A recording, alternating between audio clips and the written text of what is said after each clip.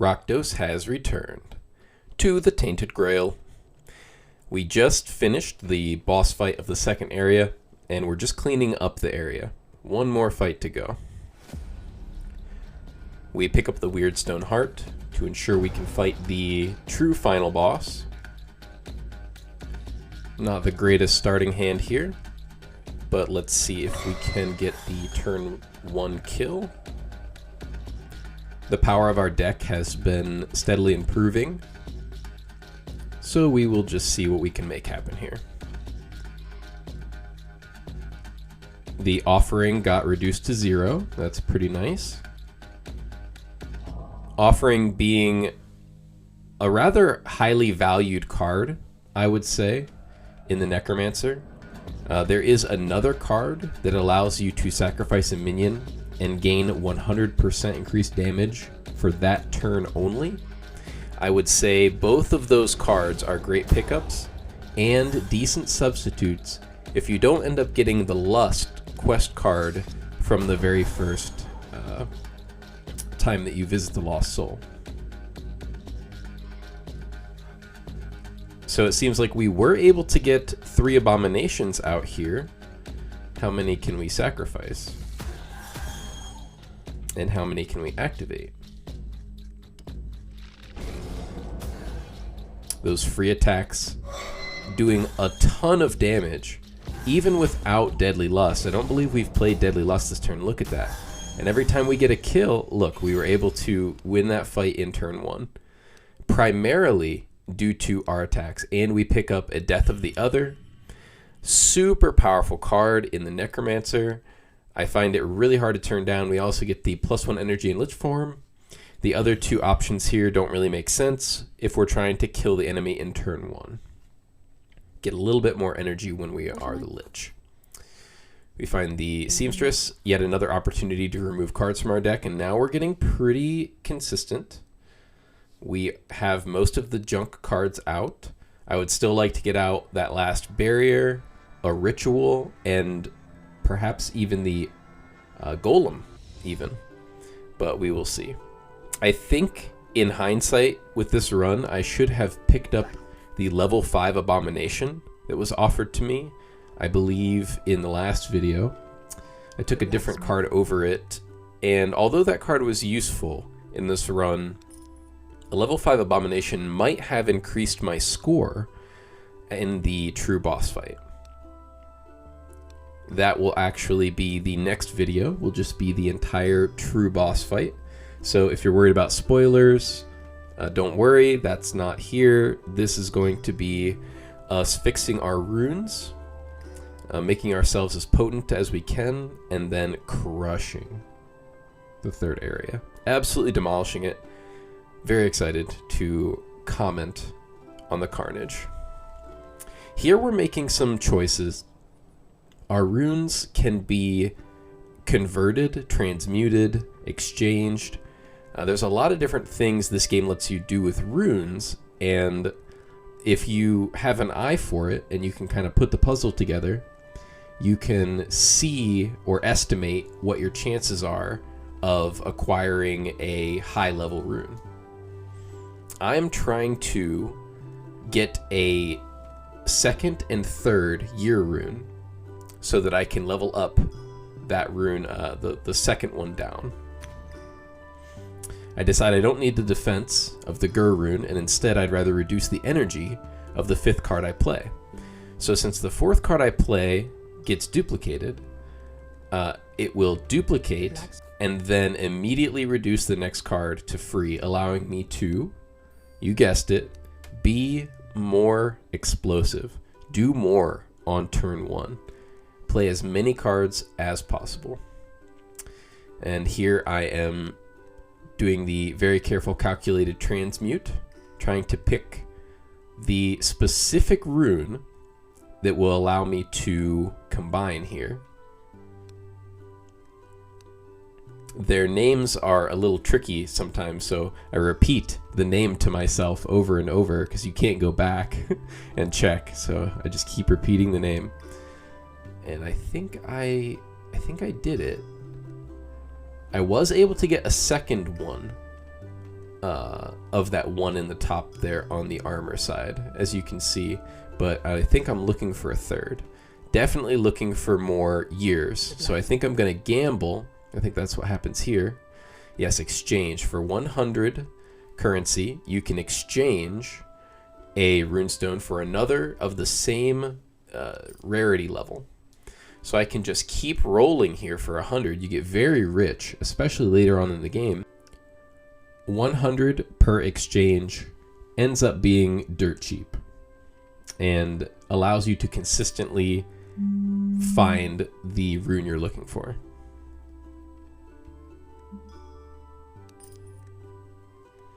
We have to roll a couple times here, but bam, we nail it. The year. Pretty happy. It only took me a couple tries. I have gambled many times without success there. And as you see, as powerful as it is to have the 5th card you play have its cost reduced, it's even more powerful to duplicate the 4th card you play an additional time. So I choose that, and now the 4th card I play will be played 3 times. The initial instance and 2 duplicates. Checking all of the shops, seeing if there's anything worthwhile to spend my money on. I am planning on fighting the final boss from the beginning, the secret boss, so I'm collecting items that boost my damage. I want to score high on this scoreboard, so I try to pick up items that will give me temporary damage boosts. And we're off.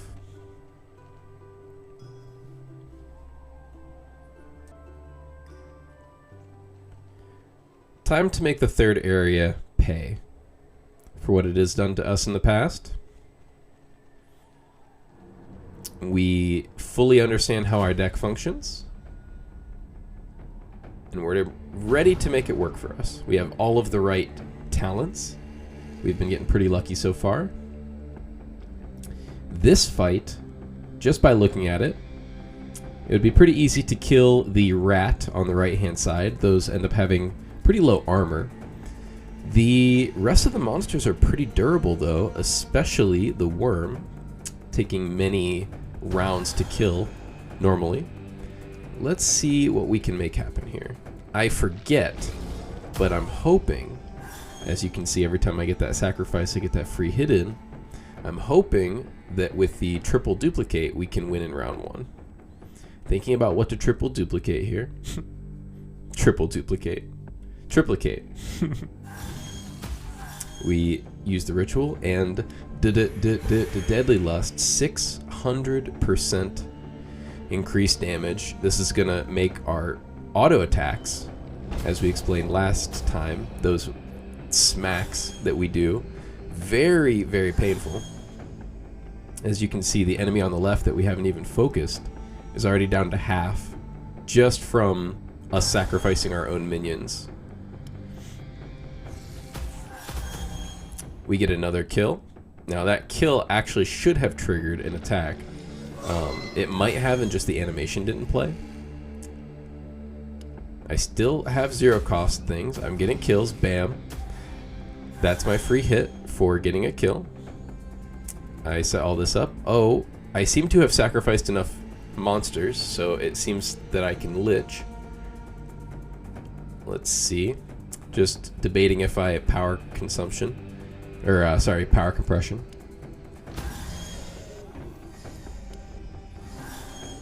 It's good to get the ghouls out of your deck so that you're not drawing the ghouls. So that was the purpose of that move there. Still turn 1. Duplicate power steal. We have plus 1,200% damage. Our abominations, not even having triggered many times, are attacking for hundreds of damage.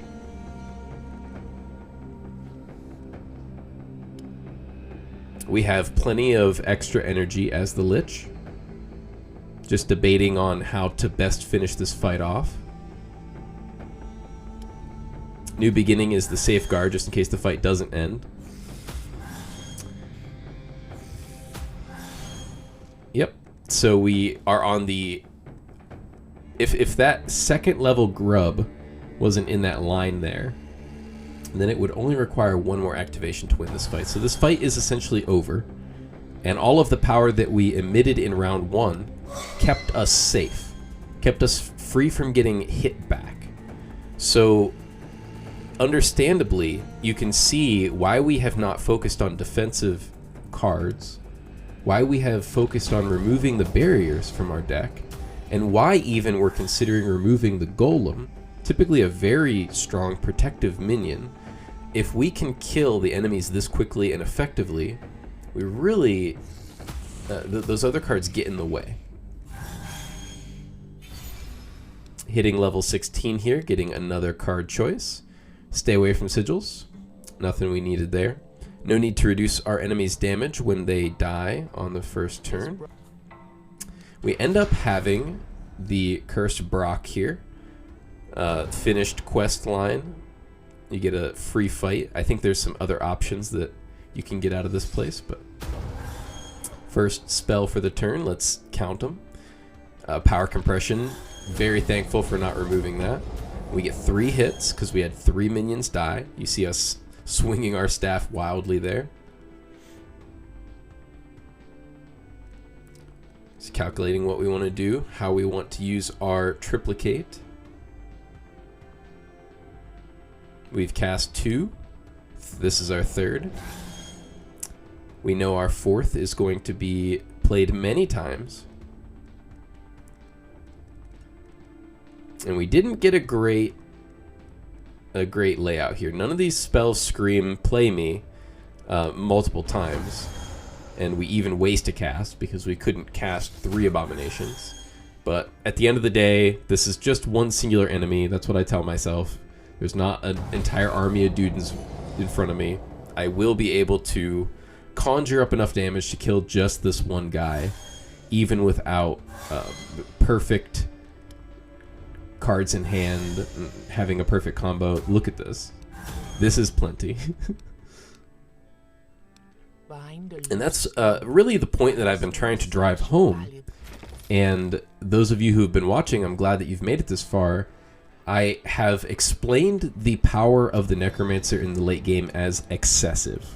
This is what I mean. When the fight is over, you could have ended the fight twice. You have so much power.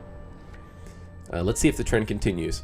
This is contingent on keeping your weird candlelight high. You could pull this off with low candlelight, I imagine, but high candlelight has helped me.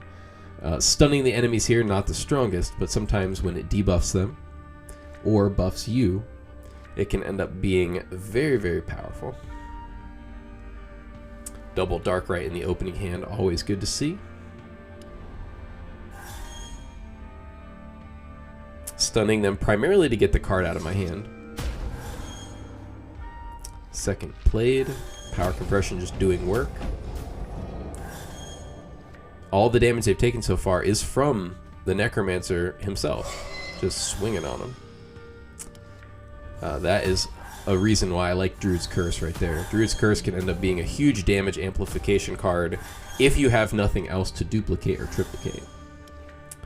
We've been very consistently getting our turn 1 Lich. We even have the ability to get the Deadly Lust off. What do you guys think? That skeleton has multiple lives. I don't think I'm going to get the turn 1 kill here. Place your bets.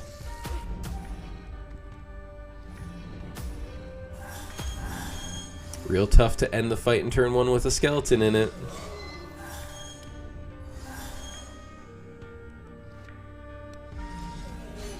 And he still has to survive a 4 energy Lich with duplicate Power Steel. Nah. I think we got this one. Hell raised for good measure. The minions don't even get a chance to attack. That's what I mean by excessive. Any enemies still standing after that would have been dead. We get another chance at mass sacrifice, thankfully, here, because we are consistently killing 3 or more of our own minions on the first turn. Not just every turn, but definitely the first turn. get our rewards. I am getting so many runes by upgrades through meta progression, if you're wondering. So that is why we're getting lots of runes. I prioritize the frequency and drop rate upgrades first. You notice some of the Here, we get our third legendary rune. So, as long as we have a chance to visit the blacksmith, we can turn it into a year as well. And we will possess 3 of the same year and be able to upgrade it, making it much more powerful.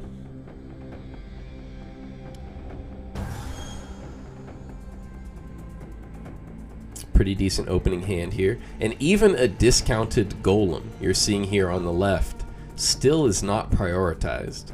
I wonder if I do end up playing it. I think I do, just because it's a discounted minion, but yeah, not a lot of use for that. I have seen a lot of suggestions and help leaning towards the golem, leaning on the golem to get you through these fights and get you into late game, but I would actually say that leaning on the golem doesn't set you up for success. It doesn't set you up to snowball and be incredibly powerful, to consistently have damage, to always guarantee to have damage on turn 1. I think we get our triple Deadly Lust here. Oh yeah, 780%.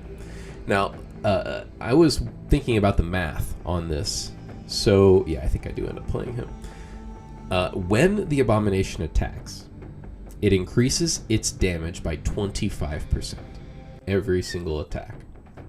So in essence, what Deadly Lust is doing for us, and what a lot of damage amplification cards do for us, is they speed that process up.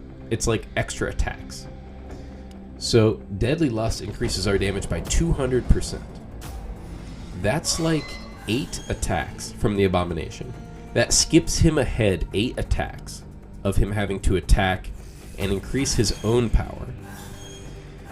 Now, if I duplicate Deadly Lust even once, that's like 16 attacks that he never had to attack. 16 activations he never had to activate. That skips him ahead that far in his damage track. Triplicating it, you can see where this is going. That's why I'm able to burst out so much area of effect damage so efficiently and so quickly.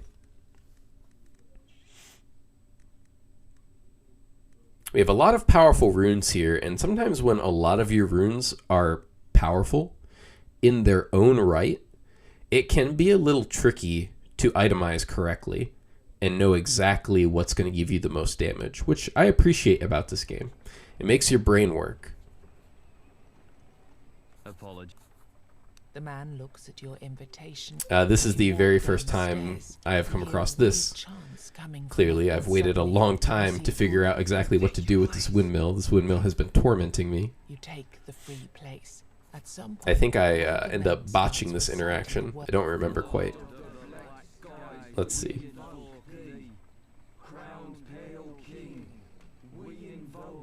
Someone throws various mysterious items into a fire. Someone cuts their arm open. Then everything goes black. What do you think you're doing? The men fall to their knees and stop. Oh yes. Lord, to pledge our allegiance and demonstrate our endless servitude.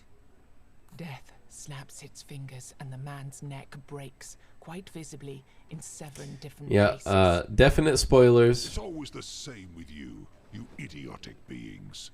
Always the same. You give them life and they'll find a way to screw it up. Death snaps its fingers again and another man falls to the ground. You forced me to come here and pay attention to you before your scheduled time, and now you say you worship me? That's rich. Death looks around and notices you. And This what part are is so you funny. doing here? Did you go completely nuts and I somehow didn't notice? Death. Well done, chuckles. developers. Probably. It's probably a chuckle. You know, there's really no telling with these immortal beings. You notice that the cultists are still kneeling with their faces touching the ground, all trembling in fear.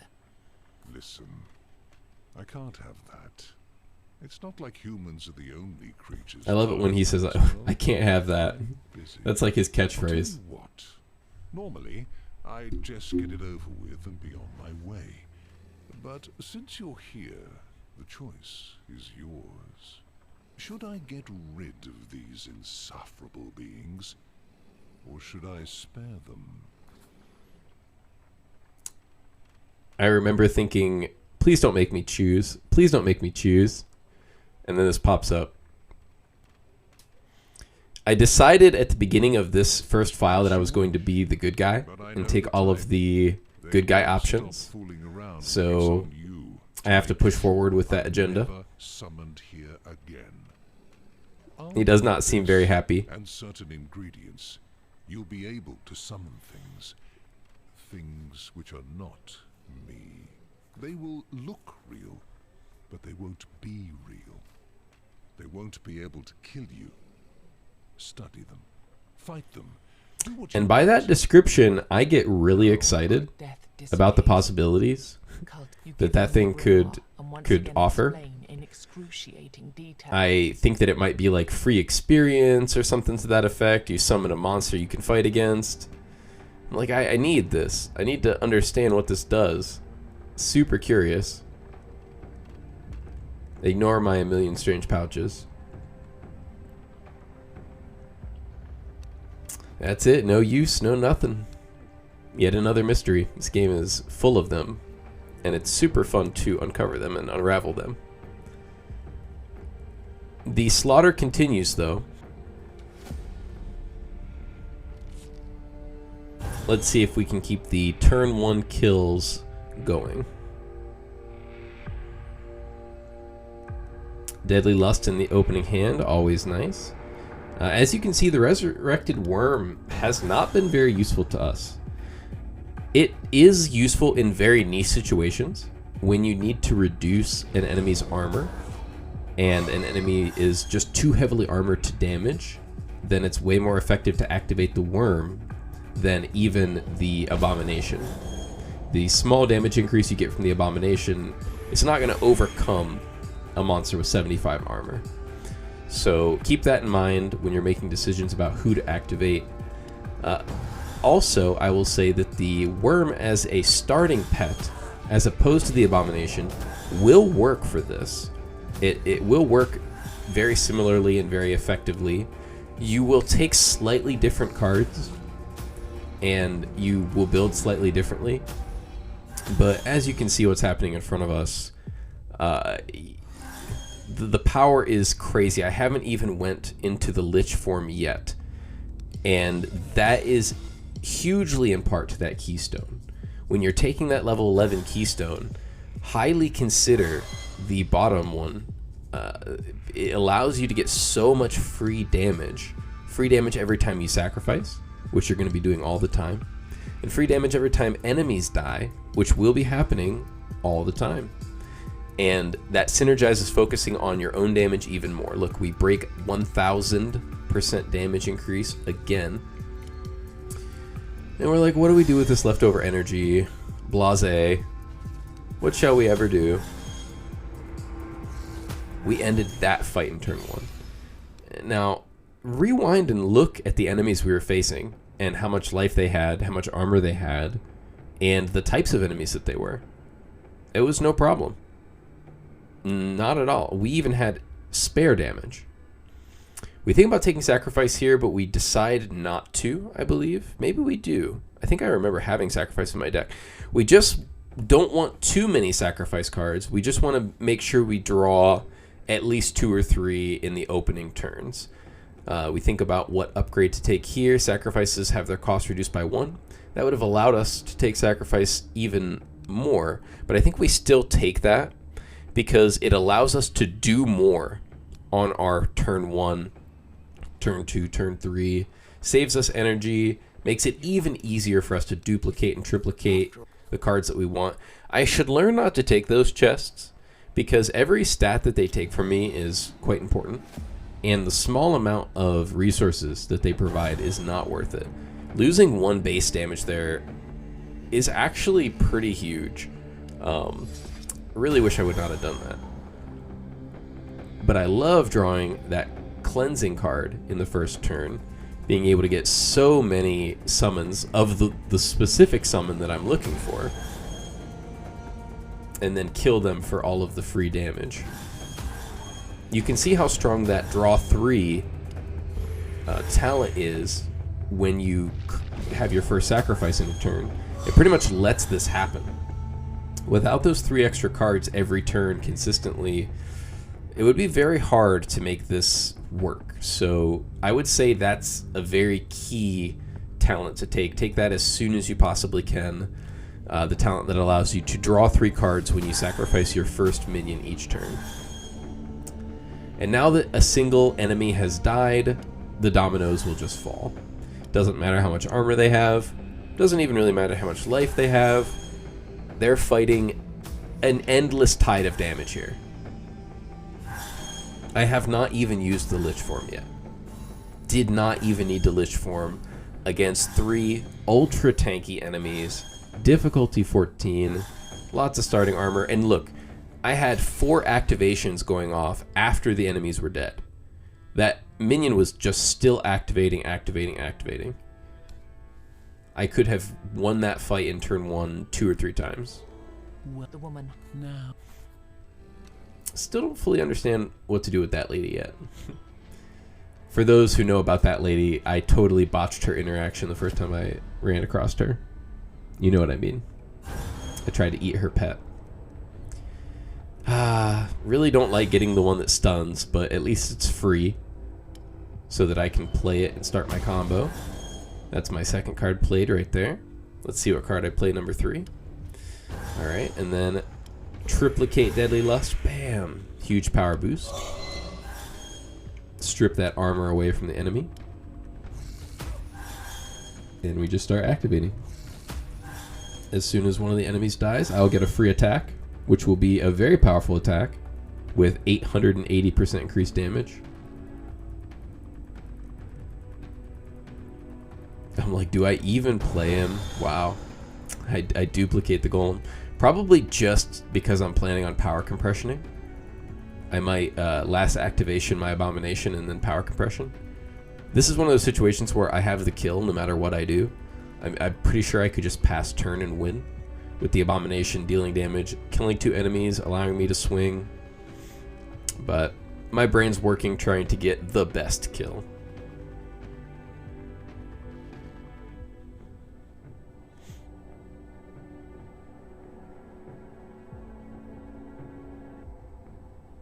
The best kill eludes me, it seems.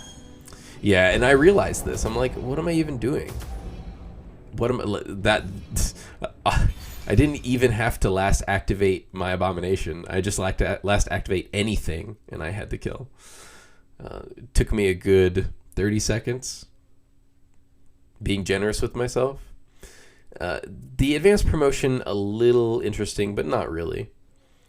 We get our level 21 mastery. We take Eternal Form. This is going to make it way cheaper to achieve Lich Form. We were already achieving it in turn 1 with 6 max charges. Now our max charges are 4. The second thing that it does is massive for incremental damage. Although we are planning on winning every fight in turn 1, the very final fight, the secret boss fight, will take many turns. The second part of the keystone I just took says every time you transform into the Lich, the next time you turn into the Lich, you get 100% increased damage. So in a fight that is 10 turns, 15 turns long, you turn into the Lich 10, 15 times. This will result in so much free damage, 1,500%, 1,000% increased free damage that you end up getting on top of all of the percentile increased damage that you're already capable of dishing out. So the middle keystone path, definitely the one you want to go for if this is what you're doing. If the turn 1 kill is what you're shooting for. And look, this is the treasure hoard fight. Difficulty 14. Treasure hoard fight. Haven't cleared the area. kind of ran straight through it, straight to the hardest enemies, and I'm just slinging spells. Brain has turned off. One of my abominations hits for 700. The build is fully online. This is the kind of power that I've hoped that you have stuck around for, and I hope you enjoy watching from this point out, because it's going to be brutal. I get an extra armor slot.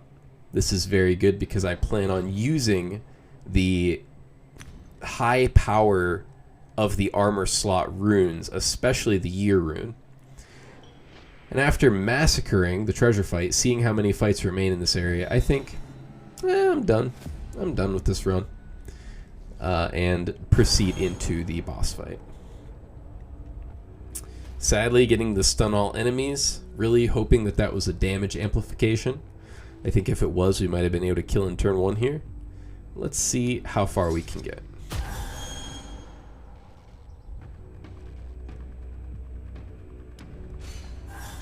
Playing Sage really just to get it out of our hand, not looking for the protective purposes. Free attacks doing a lot of damage. Getting our triplicate. Death of the Other doing so much work there.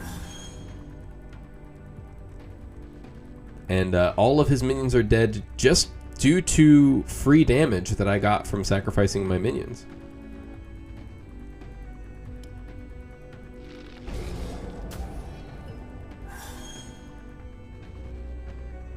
I'm still counting my spells. I'll go 1, 2, 3, and then the 4th card needs to be a very impactful card. 5, 6, 7, and number 8 needs to be incredibly impactful.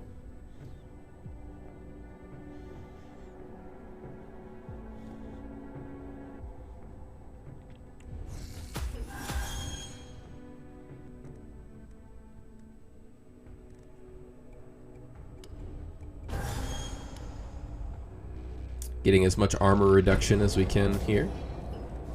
Making sure that we can consistently turn into the Lich every turn. Looking at my hand, well, it's time to hit the button. The boss's life is getting a little low. It's kind of actually getting scared. Does that say 900? Oh. Oh, yeah. Yep. Yeah, guys, I think we kill the boss in turn 1. I think we actually... dang. He almost lived all 3 hits, but it only took 2, it seems, to kill the boss on difficulty 14 in the first turn. Yeah. So I hope you're liking what you're seeing. Next, you get to see me attack the final boss. It looks like I do run around just to clean up a little bit. Since I end the fight in turn 1, I think to myself, these fights are not long fights. And any kind of consumable, any kind of rune stone that they could provide me, even extra money, is going to cause me to score higher on this scoreboard that I'm really shooting for. I realize the power and the potential of this run. So I'm going to try to make it as good as possible. But I will spare you guys the last couple fights. They do go by pretty quickly. And I will see you in the 3rd and final true Necromancer video, where we fight the secret final boss and we score pretty high on the scoreboards. Pretty proud of myself. Keeping the number a secret, leaving you guys hanging. I will see you in the next one. Take it easy. Peace, peace.